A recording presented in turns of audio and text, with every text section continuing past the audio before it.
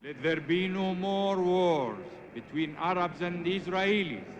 Let there be no more despair or loss of faith. Let no mother lament the loss of her child.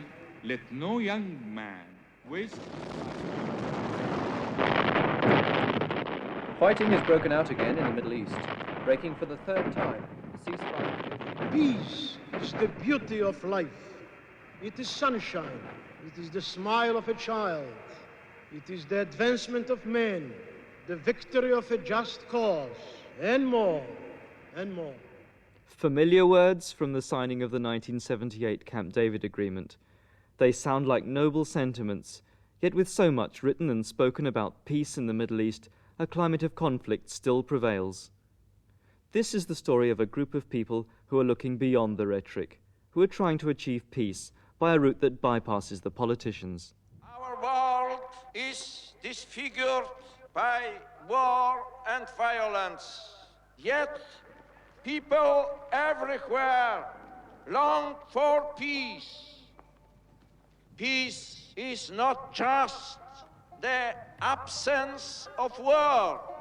Peace has to be constructed patiently.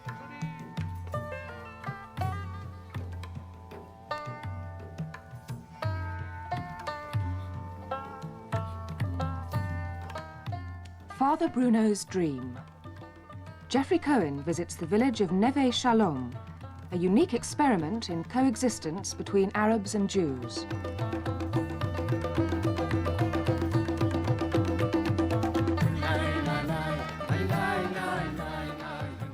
In all capitals of the world, you have academies of war. And to become an officer in an army, you must learn the profession of war for years. And nowhere you learn peace. It's supposed that peace just comes by itself, and that's not true. So we want to be a school for peace. There is a technique to be learned, and the technique of handling confrontation or conflict has got to be taught. It isn't intuitive in all of us.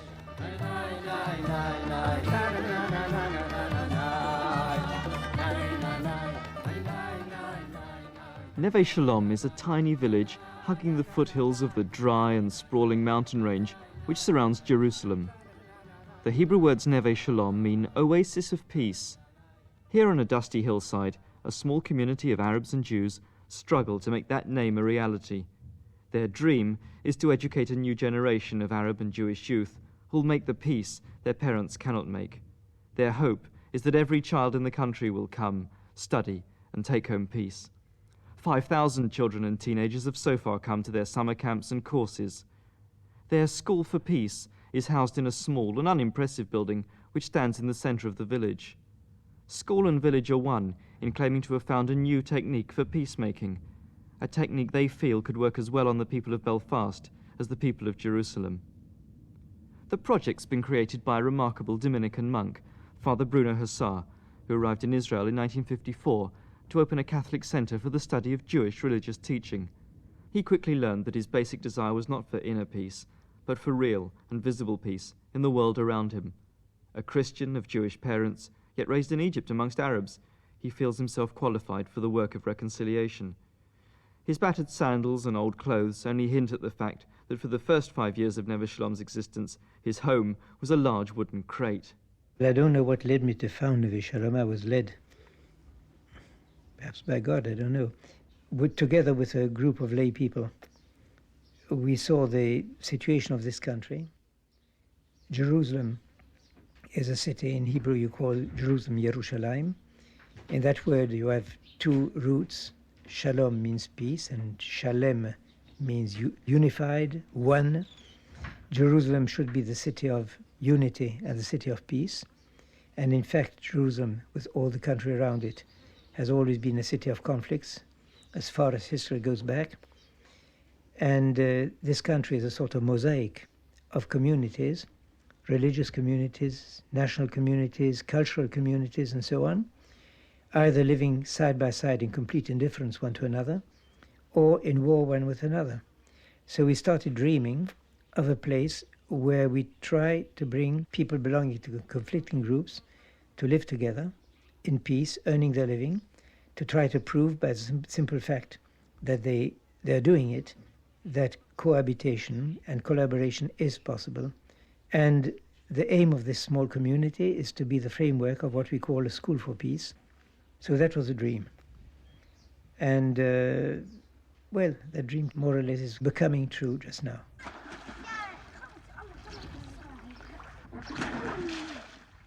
The paddling pool at Neve Shalom's kindergarten, the focus of activity for the community's 5 toddlers on a hot summer's day. By moving into the village, their parents have taken a conscious step towards improving race relations. The 30 Christians, Muslims and Jews at Neve Shalom, who see themselves as representing the people of the region, don't ask that everyone should live as they do. They want to be a unique symbol of racial harmony. For in Israel, Arabs and Jews live apart, as separate and distant neighbours, not as friends. As one resident of Neve Shalom put it, Arabs see all Jews as policemen and soldiers. He's Abed Najjar, who came with his wife Aisha when Neve Shalom began. What, I wondered, did friends and family at their Arab village think when they moved away? They said, you are thinking in very high way. You are dreaming. What you do is important, but you think that you will succeed. But we must know each other. We must work in this human relation. Let us say that tomorrow the political leaders came to conclusion we must make peace, yes? Okay, the people dance and very happy about these things, but the prejudice is still in their hearts. We are working here to break the stereotype, to speak and to hear and to have a contact as a human, not as Arabs, not as a Jew. First of all, and then after that we can speak on the problem between us. If human relations are top priority at Neve Shalom, the luxuries of life have to take second place. Wellesley Aaron, who's in his 80s, is an ex-British Army major. He and his wife Coral moved to the village a year ago. When I left a very nice apartment in the north of Tel Aviv, and I said to people, I'm going out to Neve Shalom. They said, you're out of your mind. I said, I absolutely am. And you must come and visit me there and see how the mad live. And a lot of them have been up here. And they said, well, we knew it was a nice city. I said, well, you didn't ask me. You assumed that I was living in a cave or on a crag in skins and tattooed all over and this, that, and the other. And you see that I go off duty and my wife can give you a very nice meal if you give us a notice before you come up here. And they come and enjoy our food and our cakes, which are all homemade. But we don't have any water, don't have electricity, and I haven't got enough accommodation.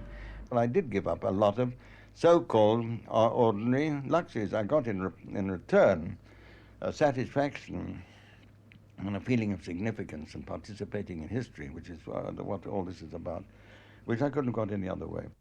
Living a normal life in Neve Shalom can be precarious. Homes are provided with electricity from an aged and very unreliable generator. Cooking can only take place for about 3 hours a day. Water is pumped uphill from the local supply, and there's not enough to adequately service both homes and fields.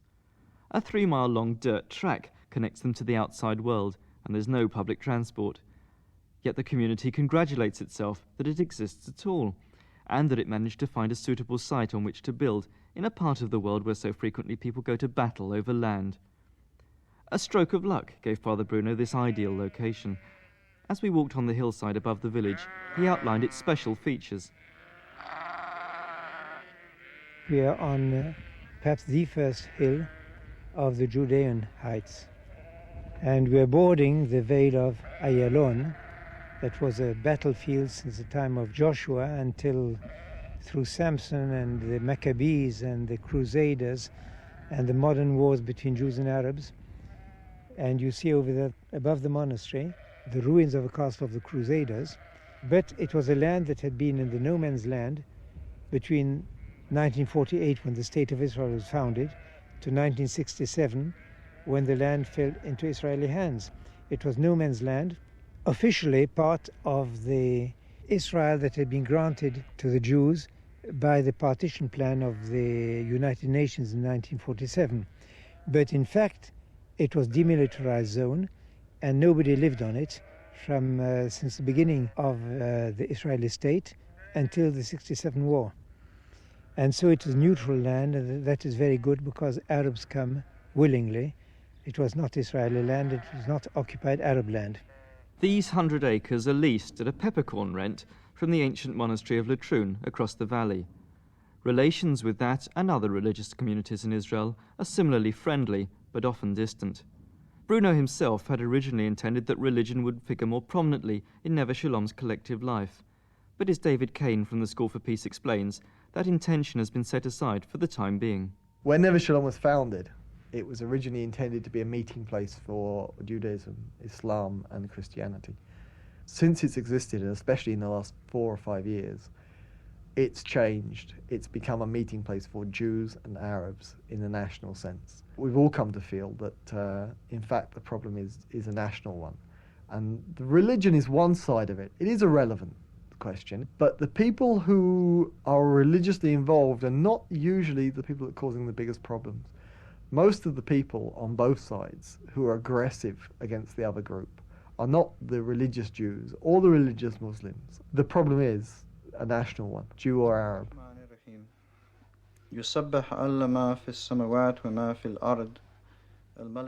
On Friday nights, the community gathers for a festive meal. Though most present do not have religious faith, they celebrate their culture and heritage in readings from the Torah, Quran and Gospels, as well as Gandhi and Martin Luther King. Those who do believe have a remarkable opportunity to acknowledge the common roots of the world's 3 great monotheistic religions. Hallelujah, Hallelujah, B'tzil Selei Shama. Hallelujah, Hallelujah, B'tzil Selei Shama. We keep our religion to ourselves in the sense that it doesn't intrude into daily life. From my upbringing, one's religion is personal. In the Middle East, it is different. There is a very strong link between politics and religion. Hallelujah, B'tzil Selei Shama. I believe that at Neve Shalom, the ideal thing is that each one remains what he is. That the Christian be really Christian, and the Jew be really Jew, and the Muslim be really Muslim, or the Arab, or whatever he is, be what he is. But try to understand the other one with respect, and try to come nearer to him on the common basis, that is, the desire to build peace in the region.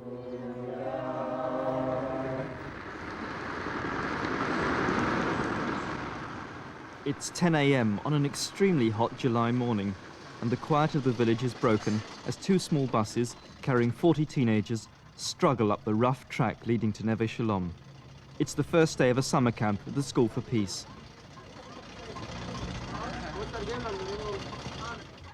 These youngsters come from rural high schools, not more than a few miles apart. The 2 groups have not met before. One is Jewish, the other Arab. They stare openly and aggressively at each other. Some are afraid, others laugh nervously. A few might not last the distance and go home before the end. Neve Shalom's youth leaders try a few introductions, but with little success. Rachel Nir is one of their teachers. She explains that in spite of bad beginnings, they're anxious to be here. They want to meet people that are different, but they are the citizens of the same country. They want to know their feelings, their culture. They want to hear their political point of views. Hello, what is your name? Diana. I'm a Palestinian Arab. I live here in Israel. I love to live in quiet and peace. And I have to sit with Jewish people to tell them my problem and what I thought about myself and about them, and to hear them talking about themselves and about me, and after that to start to think together to help each other, because we are living here in the same land. My name is Hatim Tali. I'm from Taibi. It's an Arab village. Is there opposition to you coming to a place like this? I don't think so. I don't feel it, at least. There may be some opposition in some radical political groups in the Arabic sector in Israel, but this group do not reflect the real opinion of many Arabs here. Israel's Ministry of Education has given Neve Shalom field workers permission to go into schools and invite pupils of all ages to a variety of summer camps and courses. The workers select neighbouring schools so that it's easy, if all goes well, for contact between the groups to be maintained. Though all the places at Neve Shalom are taken each year, there are problems striking the right balance between sex and nationality. Youth leader Judy Wish. Arab boys are much more apt to come in than the Arab girls because they come from much more traditional culture, and the parents don't like the girls sleeping out at night, and they're much more protected. So you have much more problematic to get them to the camps. And as weird as it may sound for the Jewish guys, you have a lot more interest from the Jewish girls. The Jewish guys already start thinking about army and that they're going to have to fight against the Arabs, and are a little less willing to do this kind of activities. For Jewish young people, there's also a greater selection of activities to choose from over the summer months. Jewish youth movements have superbly equipped sites with gymnasiums, swimming pools and tennis courts. Benefits are known to Israeli Arab youngsters. When group sessions begin, all present must stand, identify themselves and declare their interests.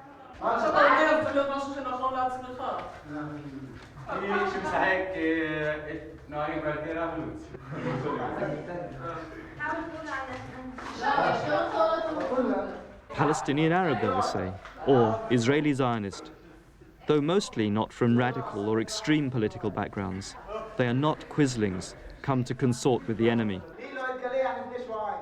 For the next few days, these young people will be completely absorbed in a program designed to improve relations between Arabs and Jews. It's presented to them in the form of games which draw heavily on psychological techniques, such as encounter, role-play and psychodrama.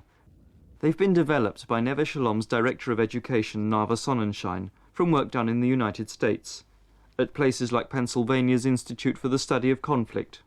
First of all, when you work with people, at first they must know each other personally. So there are many knowing each other games.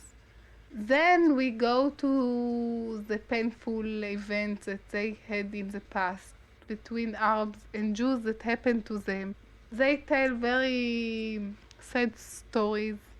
And then we do communication exercises of, listening, how to listen, how to repeat a story, how to tell the person that told it what they feel. The curriculum is carefully constructed and paced throughout the week, though activities come fast and furious. Group leader David Kane. You've got a situation where you've got 40 kids, each of whom is using 24 hours of a day, or 28, or however many. We start work effectively before breakfast, which is 7 o'clock. Meals are very much work time, are very much part of work. And that goes on until we now had a deliberate decision that at 11 o'clock in the evening, we start our evening meeting of the leaders. And meanwhile, the kids, are still going.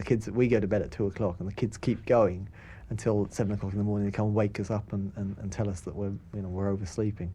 Somehow, work on the land is squeezed into the programme, as are visits to homes in the village. From the start, breaking down racial stereotypes is a chief concern. Yup Bellman supervises role play, especially done for me in English. So you're the foreman, right? Yeah, forewoman. Okay. I have many years of experience working in building.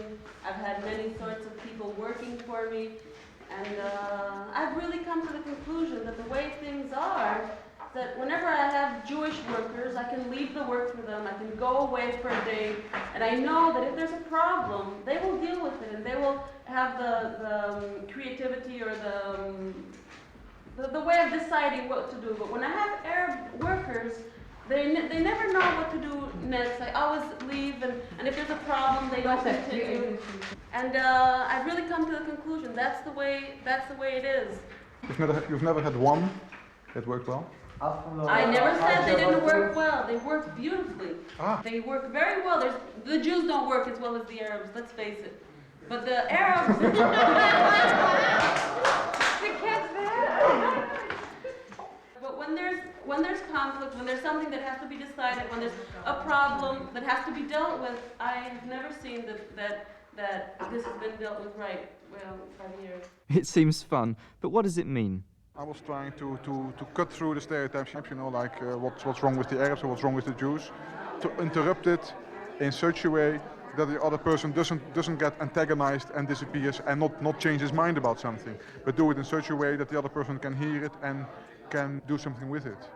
The curriculum is carefully constructed and paced throughout the week, though activities come fast and furious. Group leader David Kane.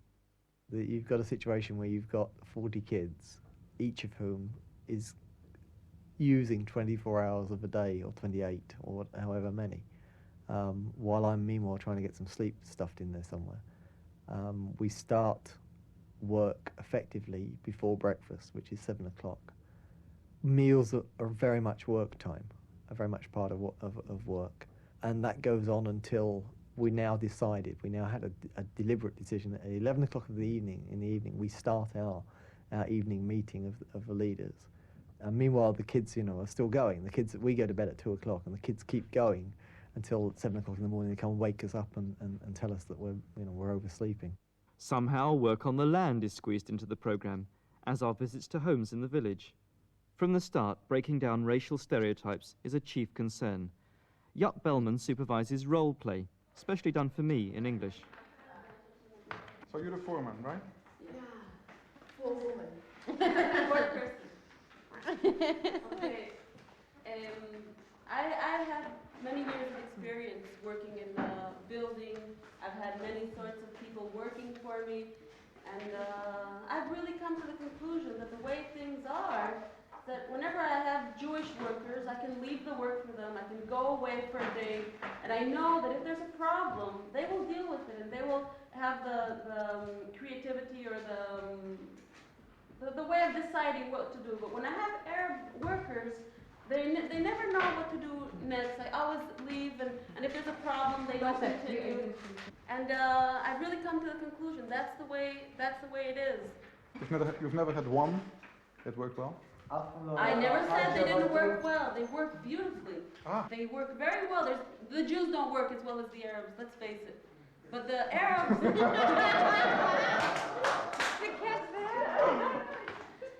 But when there's conflict, when there's something that has to be decided, when there's a problem that has to be dealt with, I have never seen that this has been dealt with right. Well, 5 years.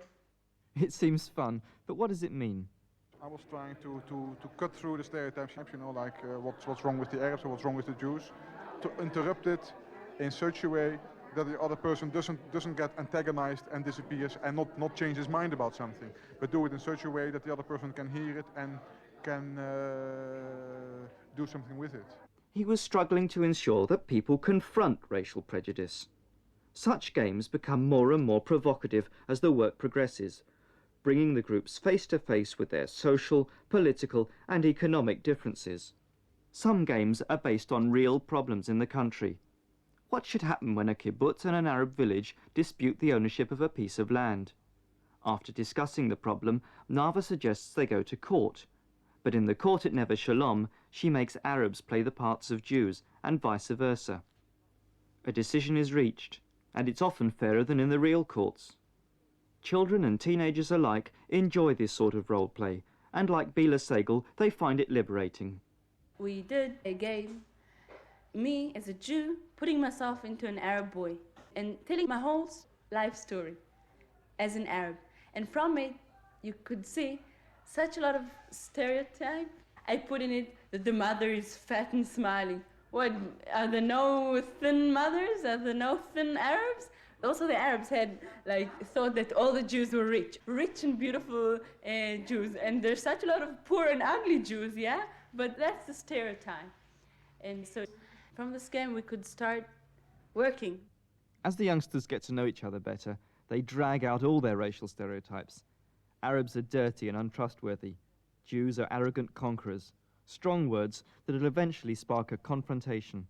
David Kane again. Obviously, if we're going to talk about differences in a real sense, we're sometimes going to get to the situation where people will clash head on Well, we use the word pitzutz, which means explosion, and that's what happens. With this camp, it's very possible that we're going to get to the situation where things go bang, where things go pop, you know, and the kids will come into a confrontation in a very real sense.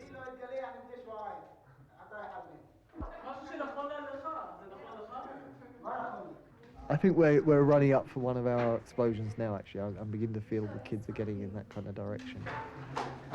Usually they're evening and nighttime activities. You know, when we're off having meetings, they're busy starting to shout at each other. And it'll come out, the first thing in the morning, somebody will come running up to us and say, well, you know, it was terrible last night. We were stinging each other out of the windows. And then the work really starts. That's when we're really living on our nerves for a couple of days.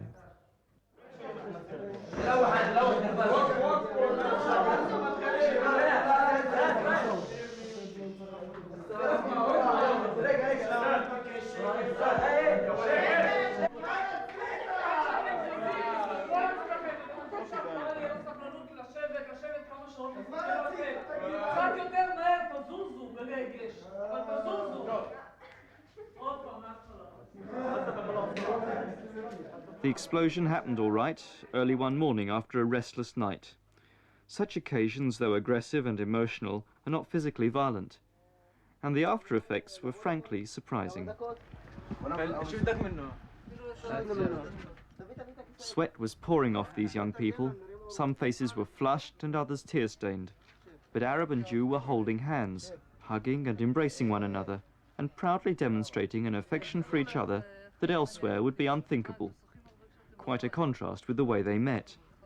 And they couldn't wait to tell me what had happened. Bila again. When we came here, we were two groups, the Arabs and the Jews separately.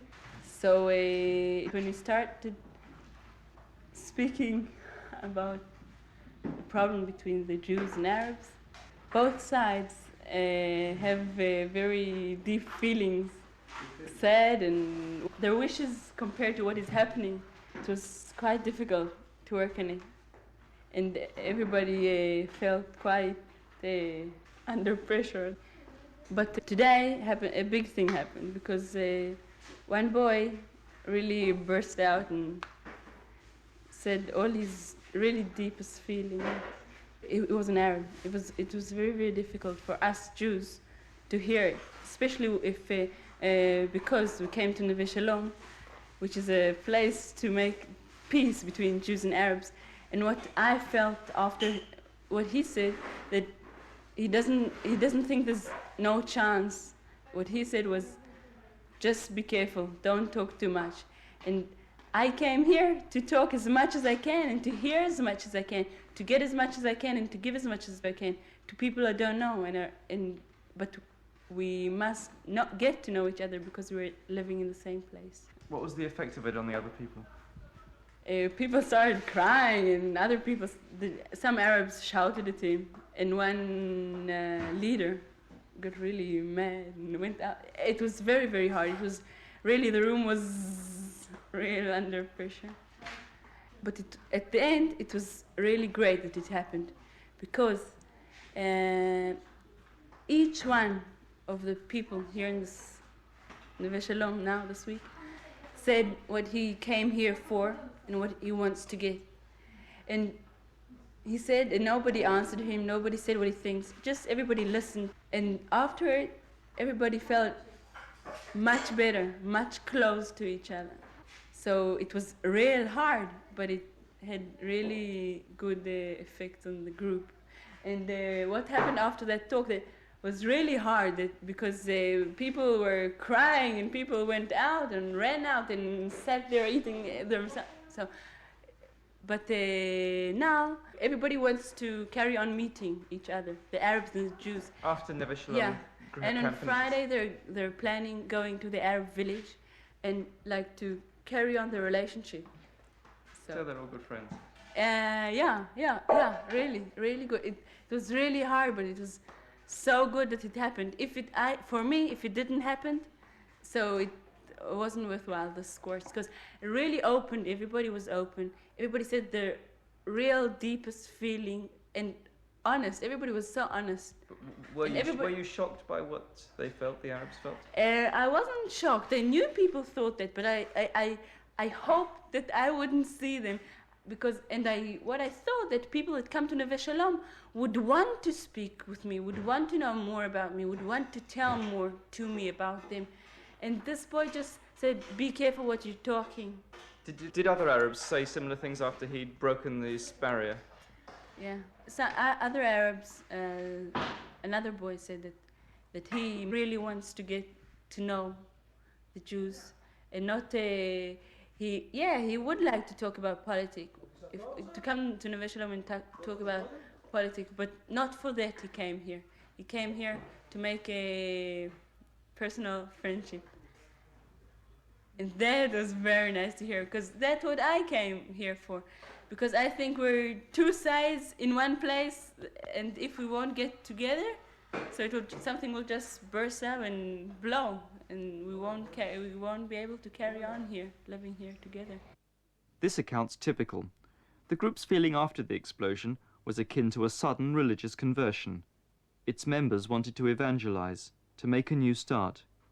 One leader explained that what happens in such explosions is that the young people begin to own their own stereotypes. Rather than saying, for example, as they do at the beginning of the course, the Jewish stereotype of the Arab is, their perceptions change. My stereotype of the Arab was, they say. My stereotype. They own it. The explosion is part of the curriculum, and Neve Shalom sees it as the cornerstone of their peace-building technique. But I found it rather puzzling. Knowing something of the way groups in other parts of the world try to build bridges between communities, wouldn't it be better, I wondered, to underplay the social, economic and political divides? No way, they've ripped me apart. I have a lot of respect for kids, and I think it's very true that kids always know what's going on, whether it's consciously or unconsciously. If a problem doesn't exist, then why are we working? What's the point of doing something in the first place? You have to confront the problems head on. You have to take the differences and look at the differences and say, you're different from me, and I'm different from everybody else. That's one of the things we're saying. One of the things we're very much emphasizing is the fact that all people are different. The question is, do we necessarily have to fight about the differences? Yeah, can I just accept that you're different from me? And leave it at that, yeah? And unless you go looking into these differences, you can't do that. You can't validate somebody's being different one from the other unless you look at the differences. If you say, okay, everybody's the same, and support the melting pot idea where in 100 years' time we're all going to look the same and think the same and be the same. Well, personally, I couldn't stand something like that. I regard the differences being very much a source of strength. I see that once the kids get over the point of the differences being a problem, the differences become a great source of extra energy. The summer camp I visited had achieved its goals, as they claim most do. There are sometimes problems with the explosion, and sometimes reconciliation has no time to germinate before the camp's over. But community members believe their skills have improved greatly in the last year. So are there any doubts about their work? Sometimes I have doubts about whether I'm not doing for Israeli society a job of whitewashing the problem with the Arabs, by letting them express their problems, dissolving the drive to solve them. I don't think I am in balance. I think, in fact, what I'm doing is making allies for the Arabs in Israel society to solve their problems together. And I don't think they can solve them without the aid of Jews. But it's a question which comes up, which I bring up for myself. There are many other questions. Anybody working with kids, there's always the classic question of, am I educating or indoctrinating? Where's the line between education and indoctrination? The fact of the matter is that because of personality, because I'm seen as being, David, who is the guy that runs the groups and so on and so forth, to some extent I certainly very easily could put across my views as being facts. And that kind of doubt we deal with by building it into the program, where we have this whole framework for differentiating between facts, feelings, intuitions, opinions, and the kids learn to differentiate between one and the other, and will call me out. Sometimes I'll get caught, using my opinions as though they're facts, and I'll get trodden on so badly And it's good. It's a sign that things are really working well when the kids can stop me and say, that's out. You're going over the line, and that kind of the inbuilt ability to stop me, the fact that the kids will correct me, the kids will say that I'm out of line, is also one of these very positive signs. Sitting down together after the explosion, the young people talked very honestly about what compromises they would make in order to bring about lasting peace. Each side confesses to what it regards as its bottom line. Nava sees this as proof that they're now free of outside pressure. We see after young people come to a weekend together and another weekend or a camp in the summer, they start seeing opposite. They start to think maybe in the past I was wrong, something was wrong, maybe I was brainwashed and from the mass media, from my teachers, maybe my parents, maybe books, I don't know what, but from school, and suddenly they see that something was wrong, because they see that there are people, all of them, and they can do things together, think together, and they feel each other. You can work on hatred. I believe that people are good inside.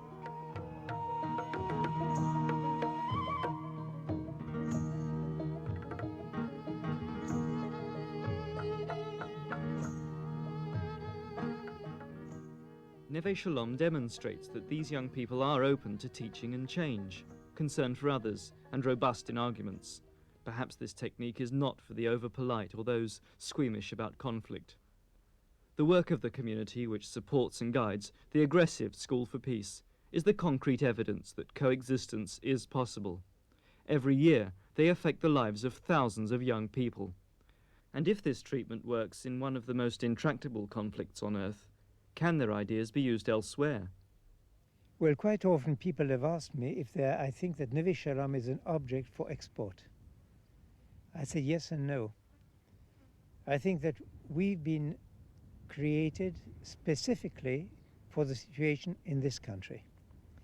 But I think that the methods we use can be perhaps of some use to some other people. In spite of its potential, the work of Neve Shalom is limited by shortages of water, electricity and housing. The Ministry of Education, which incidentally not only allows community field workers to visit local schools, but sends some of its own teachers to the village for training, has offered some modest financial assistance. The School for Peace has refused this help for fear it would lose control of its own curriculum. What it would willingly accept from the government is the opportunity to become agriculturally self-supporting. Community Secretary Francis Metcalf. We are particularly disappointed that the various organs of the state are not cooperating in any way whatsoever to help us to overcome the very real practical problems of running a community on a day-to-day basis. For instance, any settlement which is set up inside Israel or even outside it in the West Bank is allocated immense funding from the state, and all the infrastructure such as water, drainage, electricity, housing, childcare, houses and so on and so forth are a subject of allocation by the state. This is not the case with Neve Shalom, and perhaps because it's the result of private enterprise, the Neve Shalom community just cannot, or has not been able to find its niche, or its pigeonhole, in the bureaucratic framework. Wellesley Aaron sees it as a bureaucratic tangle. Since we're nobody's baby up here, as you know, we're not belonging to any political party. We have no religious affiliations as such. Nobody has adopted us. We are orphans in the storm. And financially, we're dependent on what people send us and give us. And the authorities are still struggling with how to help us, if they dare help us, if they should help us, what criticism would result, because we are not completely suitable for the methods used for settling land here. Now, we haven't got agricultural land as such, and we're not an agricultural community, we're an educational entity. We don't get water for agriculture because we're an educational entity. So as we decided we're educational, so we only get enough water to wash in and a few garden plants around the house. We can't start on agriculture on that basis, and I think we're right to stick to that. The community would therefore need to change its emphasis from education to agriculture to receive treatment comparable to other rural settlements. As in places like Northern Ireland, the peacemakers are supported by only a few and largely ignored by those who need the help most. But whatever the problems with the present government, the work of the community is highly regarded by many, both inside and outside Israel, and the Vatican seems to be taking more than a passing interest in Neve Shalom. Financial assistance comes from Germany, America, Scandinavia, and even Britain. British friends of Neve Shalom, including the chief rabbi and leading churchmen, were instrumental in obtaining a £2,000 grant from Christian Aid for Neve Shalom last year. In Israel, it's public figures like the Mayor of Jerusalem, 2 former cabinet ministers, and leading educationalists who lend support. Neve Shalom is most open to criticism from the Palestinians, since, as David Kane pointed out, its work could be said to undermine their struggle for a homeland. So I sought the opinion of a leading Palestinian activist, Sari Nusseibeh, who's a lecturer at Birzeit University, the centre of Palestinian nationalism. I think it's a positive step from the human point of view, and I think that is to say that it's good and useful to have people from primarily human motives deciding to come together, to cross religious and national barriers, to try to see whether they can live together or not. I think from that point of view it's extremely positive, and I wish there was more. The spirit was more extensively prevalent in people. But from the point of view of politics, from a practical point of view, I think that it's not the way or the method to try and solve the existing problem, because I think from a political point of view, the basic political problems have to be to some extent solved, or a way has to be shown how they could be solved before one can embark on such experiments. But as I say again, from a human point of view, I think it's extremely positive, and it reflects the existence of at least hope on the part of the people involved, that one day or the other the politicians are going to stop fighting amongst themselves and will be able to come up with a formula that's acceptable to every side. The members of Neve Shalom continue to construct their school for peace with the hollow ring of political rhetoric in their ears.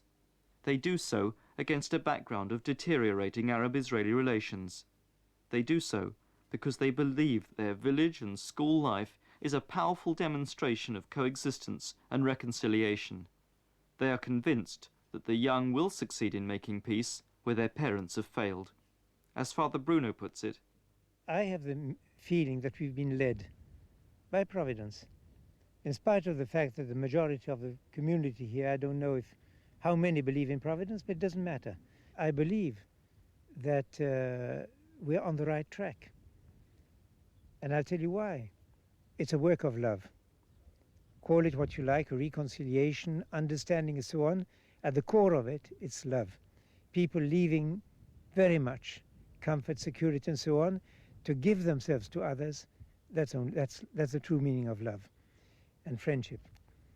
And there's a great saint in the Catholic Church that is called St. John of the Cross, who said, "Where there is no love, sow love, and you will reap love." I should allow myself to correct the great saint by saying, where there is no love, sow love, and somebody will reap love. Perhaps not yourself.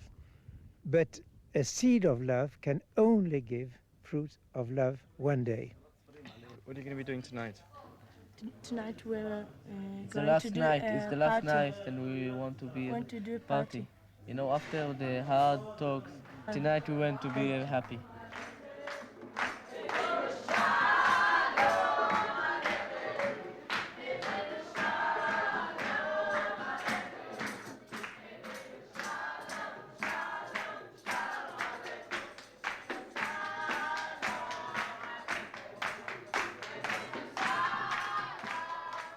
Young people from two nations in conflict celebrate newfound friendships. Their enthusiasm is wholehearted, and it seems to last, with further visits to the hill to meet each other. But can they change the course of history?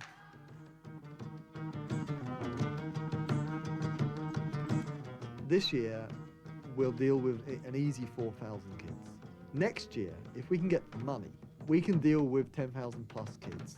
And 10,000 plus kids between the ages of 16 and 18 in Israel, we're talking about 12.5% of the total school population, 1/8.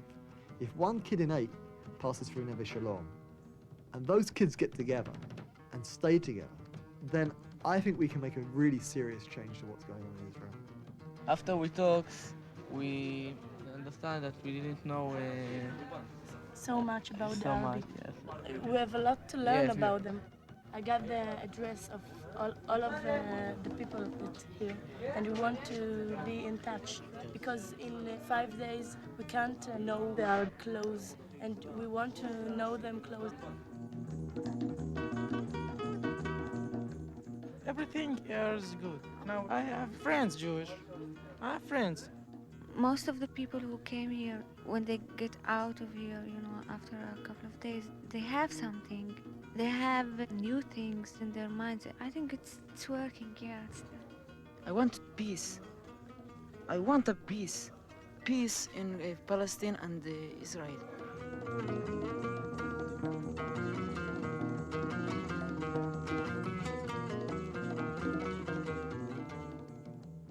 Fr Bruno's Dream was compiled and presented by Jeffrey Cohen.